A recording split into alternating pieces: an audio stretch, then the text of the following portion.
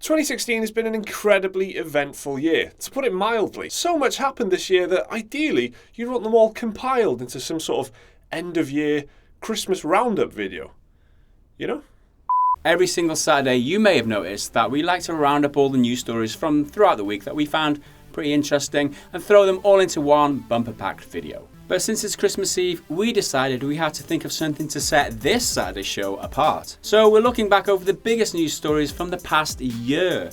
It's kind of a review of the biggest gaming headlines of 2016. Very imaginative, I know. So enjoy! We will probably look back on 2016 with mixed feelings when it comes to video games at least.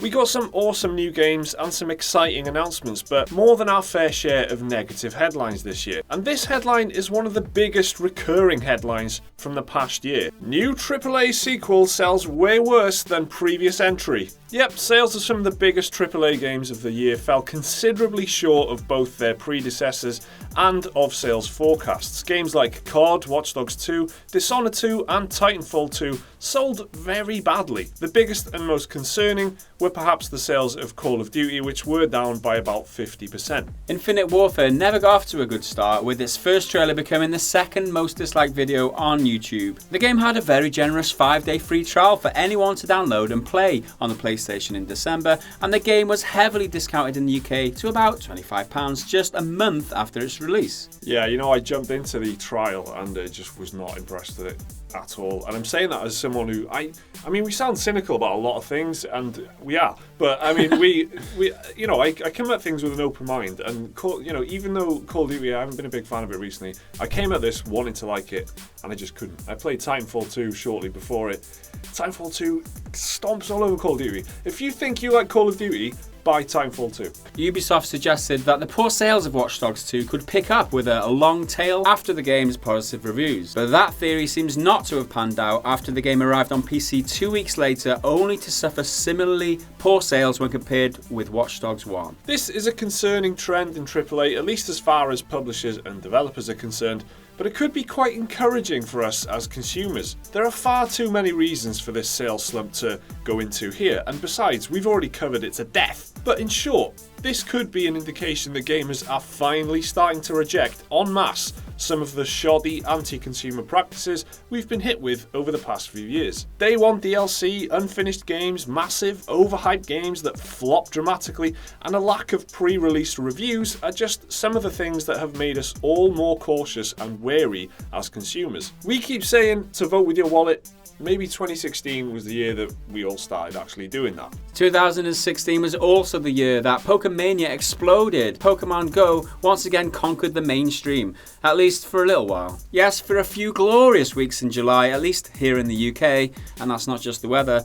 Dads were out catching Pokemon in the street with their daughters, and strangers gathered outside the nearest Pokemon gyms, staring into their phones like we're living in a goddamn episode of Black Mirror. Nintendo had managed the impossible with Pokemon Go, making staring into your mobile screen a social experience. Pokemon Go was about chatting to people about where they found the Magnemite, and comparing your collection with strangers who are just as nerdy as you are. This was also the year that, after several years of annual releases, Ubisoft finally stuck the hidden blade into the Assassin's Creed series back in February, announcing it was to give the franchise a much needed break for 2016. The AC formula has long started to tire out, and after a hugely refreshing pirate-flavoured outing in 2013 with Black Flag, the series returned to its city-based roots in Unity and then Syndicate, both of which were boring as shit. Syndicate was reviewed quite warmly, but it was the second worst selling game in the series history, and that's probably why Ubisoft gave the series a break for this year.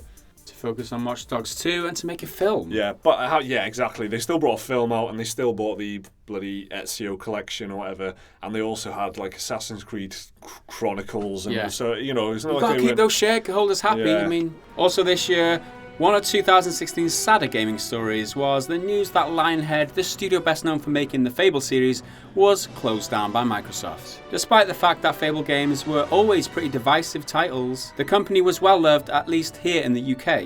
And while it's always sad to see people lose their jobs, many were particularly mournful to say goodbye to the team as passionate and creative as Lionhead. It was of course the company founded by infamous promiser of promises Peter Molyneux in Guildford, England back in 1996. He obviously drew criticism from overhyping games and promising features that never appeared in the game. Games just turned out to be pretty bland.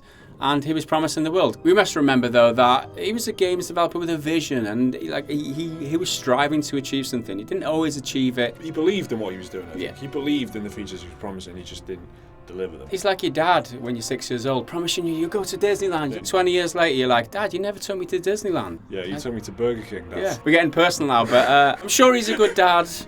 But, do you lie like this to your kids, Peter? Is that what you do? Also this year in gaming, we had some really big gaming announcements, but this one was pretty special. Rockstar Games spent a few days teasing something Red Dead related back in October, and wow, Nelly, did they deliver. That's a cowboy thing? Whoa, Nelly! Whoa, Nelly! When they unveiled an awesome atmospheric trailer for Red Dead Redemption 2 shortly after. Red Dead Redemption is a modern classic and comfortably one of, if not the best game from the last 10 years. Its sequel is one of the few games we'll allow ourselves to be unreservedly excited about pre-launch, thanks to Rockstar's fantastic track record and the love we have for the original. We can't wait for Red Dead Redemption 2. But will it stand up to The Witcher 3? Oh, that's the big question. Probably. Probably. But I recently replayed both of these games. I played Witcher 3 and I played Red Dead Redemption, the original. And it's funny seeing how much that The Witcher 3 kind of shaves from Red Dead Redemption. Yeah. The fact that you whistle your horse and it appears, I don't know if that was in The Witcher 2 or whatever, but it just feels a lot like Red Dead Redemption. Yeah, but I feel like that's the good kind of ripping off, where it's not like something where, you know, if the end result is like, we'll do that, we'll just copy Red Dead Redemption, we'll get a fancy themed Red Dead Redemption. They made their own game, and saw elements in Red Dead that were amazing, and thought, yeah, we'll just assimilate these features.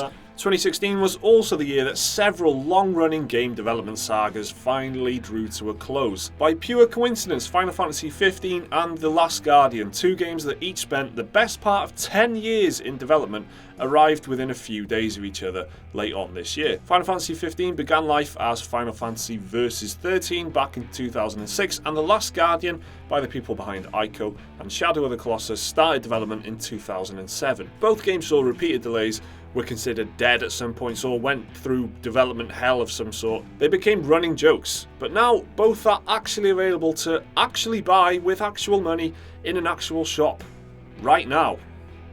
Actually. We're talking about the biggest story of the year now, and we all know what that is. Now, Sean Murray, you lied, didn't you? No Man's Sky was hyped to high heavens. Some didn't get why, but others were hearing the vague promises and ideas that Hello Games boss Sean Murray was throwing out about this game, and we were excited. It sounds incredible, exploring the universe, living out a unique sci-fi adventure.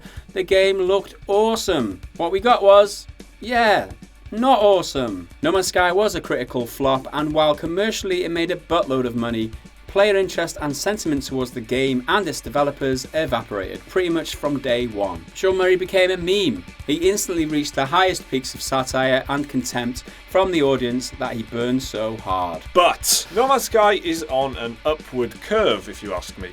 The Foundation 1.1 update is very promising, adding a ton of gameplay features and mechanics, and suggesting that Hello Games will keep working on this game for a good while yet. No Man's Sky was one of the biggest gaming disappointments we've seen to date. It's certainly up there with the worst of them, but maybe one day it will be the game we all, Sean Murray and Hello Games included, wanted it to be. I know people think, Spore was a huge disappointment. It was a huge disappointment. There's plenty of examples of big disappointments. But this was kind of mainstream. Mainstream is exactly what mainstream it is. Disappointment. It was the fact that it just came out with so much anticipation and excitement, and so much marketing, so much money behind it, and came out as just an indie kind of Steam Greenlight mining simulator. There'll be repercussions. We've already seen repercussions this year, we think, as well, don't we? With AAA game sales and stuff. So. Yeah, we made a joke of it in a previous video where the No Man's Sky effect, where people will be writing papers about the effect on the gaming industry from here on out.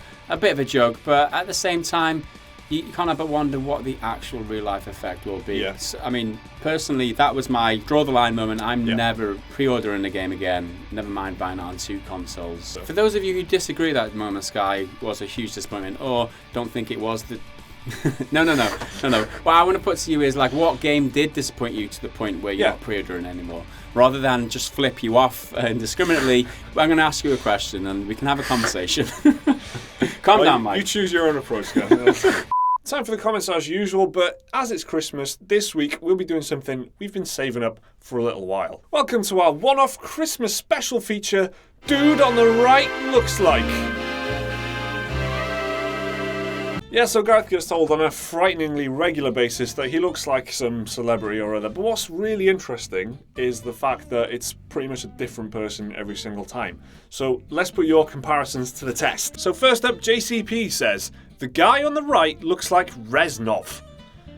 Reznov? I kind of don't see it. I don't really see that. That's a no, wrong. Next. Gareth reminds me of Ian Tracy. Who's Ian Tracy is my question. Next up, 19 Biohazard 88 says, the guy on the right looks like the wicked fellow of Prison Break, Robert Nepper. That's so bad. That's not a great comparison. It's one of the worst ones. The not so secret life of a college graduate says, man looks just like Ryan Robbins. Holy shit. Guy on the right looks like Johan Cabaye. Alex Wainwright with a nice gaming-themed one. Gareth looks kind of like Adam Jensen. Zulda for the win says, the guy on the right looks like a white Rio Ferdinand. I don't know what you're talking about. So that was our Saturday show, Seasonal Spectacular. Thanks again for your support. It's been amazing. We've really been blown away by all of your kind of feedback and support. It's really great. We hope you have a fantastic Christmas. We'll see you next time.